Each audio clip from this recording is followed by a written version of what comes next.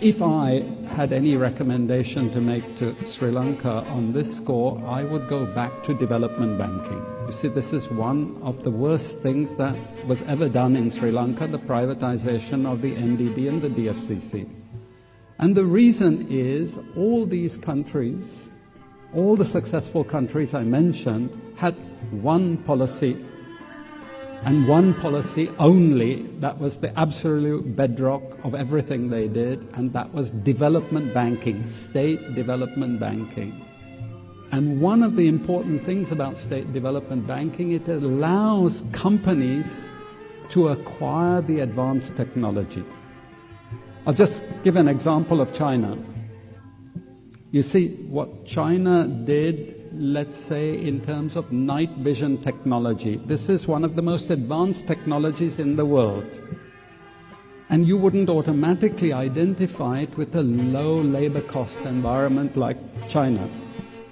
But what the Chinese did was they said, no, we are not interested in only low value-added manufacturing. We want to go after the higher value-added manufacturing as well.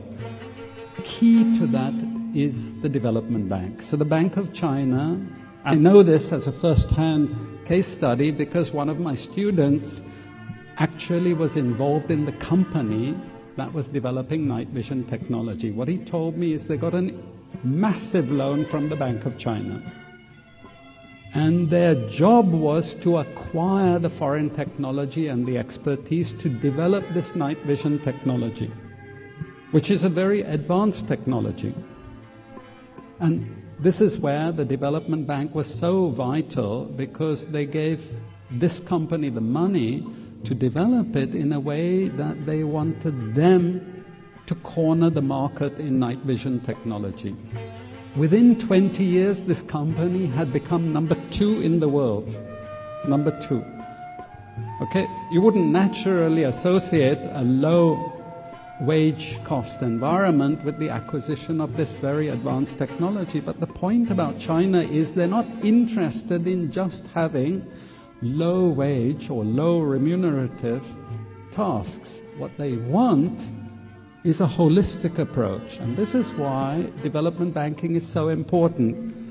I'm sorry to say this, but I have actually been involved in this whole discussion about NDB and DFCC being privatized. And at the time, the IMF representative, it's many years now, so I can say this openly, he told me it is a war of ideas, Howard. We need the privatization of the development banks. We cannot allow any more East Asian success stories. Look at it, Singapore, Korea, Japan. Professor Laxman, you know Japan. I mean, look at it. It's built on state development banks. You can't name any Japanese company, not one Japanese company today, that didn't start life with a loan from a state development bank. When China wanted to join the WTO, you know what the #1 demand of the US and Europe was? You know? You can guess it. Privatization of the Bank of China. Why? Because this bank was underwriting all the advanced technology companies in China. The companies that eventually became threats to the West. The low-wage cost companies were not that important.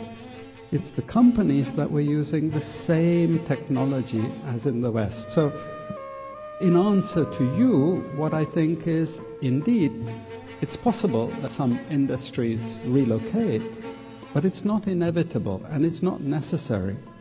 We just have to have the right tools. If I had my way, I would actually set up development banking, again in Sri Lanka. But I know the West will be bitterly opposed to it. I know that because I was involved in a scrap with the Western institutions 16 years ago. And I know some of the confidential reports which were passing between the Sri Lankan government and the IMF and the World Bank.